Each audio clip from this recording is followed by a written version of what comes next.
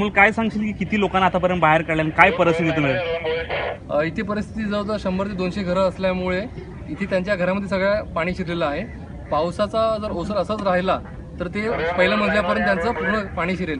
आम्ही जवळजवळ 25 ते 30 जणांना आतापर्यंत रेस्क्यू केलेला आहे आणि पाऊस थांबल्यामुळे पाण्याची लेवल कमी झालेली आहे।